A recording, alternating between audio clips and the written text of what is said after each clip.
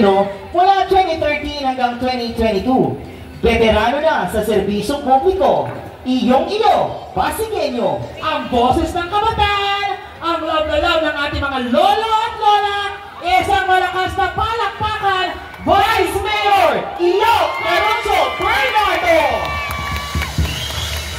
Nandito na ang Batang Pasig, ang boses ng ating mga...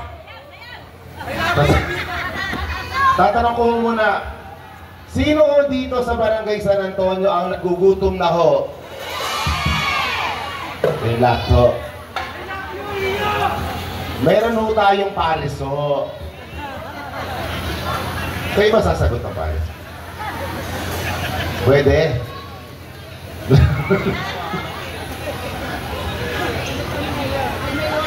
Baka makomerik ban ho eh. Una-una ho kami po sa lahat ng Team Kayadis ay nagpapasalamat dahil binigyan niyo ho kami ng oras niyo ho ngayon pong gabi. At kami na rin ho ay nagbibigay pugay sa inyo pong masipag na kapitan, kay Cap Raymond, sa inyo pong mga kagawad, pati ho mga SK. Sino dito sa Barangay San Antonio ang nandito na ho noong pong mga 1980s ho? Kayo na yung mga 1980s pa ho, no? Kaya ako tinatanong, alam naman ho natin na lahat ho kayo kilala nyo pa ho at naaalala pa ho si Manong Greg. Kasi nung araw, kapag ako ay bumabangon ho sa aming bahay dito sa Rotonda, ay palagi ho siya kasama ho ni dating Mayor Caroncio. Sino dito sa San Antonio ang naaalala po si dating Mayor Caroncio po? Kaya ko palagi hong tinatanong ho, ang nanay at tatay ko kasi ay maaga ho na in love. At maaga din hong nag-hiwalay. Kaya ako, lumaki ho ako sa pangangalaga ho ni dating Mayor Caroncio. At dito ko napatunayan. At palagi ho ako nagpapasalamat at sinasabi ho, mas mahal pa ho ng lolo at lola ang apo kesa sa sariling anak. Kaya ako kami hong lahat sa Team Kayadis ay palagi hong magpapasalamat sa ating po mga lolo at lola. Alam niyo ho, pwede ho ba makita ho ang kamay ng ating po mga minamahal na lolo at lola po?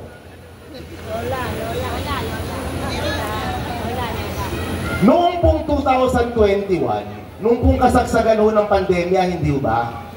Ang inyo pong City Council, kasama ko kami ho, meron ho kaming pinasang batas.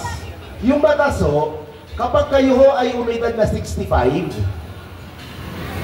at hindi ho kayo pensyonado ng SSS, pati ho GSIS, kayo ho ay makakatanggap ng 500 pesos. Meron na ho ba nakakatanggap ng 500 pesos? Yan ho, sila nanay ho. Ang sabi ho ni Ate Sara, kung 65 yung batas, bakit hindi na natin baguhin? Gawin na lang ho natin na pagtungtong nyo ho ng 60, ay bigyan na ho ng 500 pesos ang lahat na ho ng ating pong mga minamahal na lolo at lola. At doon naman ho sa nakakatanggap ho na 500, ay dodoblehin na ho, magiging 1,000. Kahit kayo ho ay pensyonado ng SSS, pati ho GSIS. At doon naman ho, kapag kami ho ay nagka-house to house, madalas ho tinatanong ho namin, sino ho sa ating po mga lolo at lola ang nagme-maintenance? Halos lahat po. Sino ho ang gusto na maging libre na ho ang maintenance at dadali na lang ho sa mga bahay po ninyo? At noong pong 2018, meron po kaming napirmahan ho. Hindi ho ba lahat ho tayo ay nakakatanggap kapag Pasko na eh?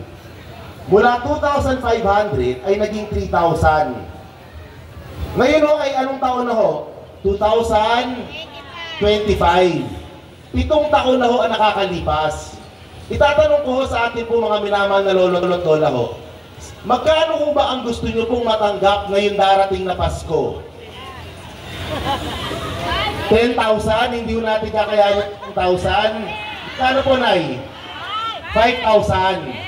Ganito ho, kailan nyo gusto matanggap? Ngayon na ho. Ngayon po. Ganito ho, Anay ah. Sino sa inyo ang i-Gcash ho? May Gcash kayo. Kasi ganito ho, Comelec ban ho kasi ngayon.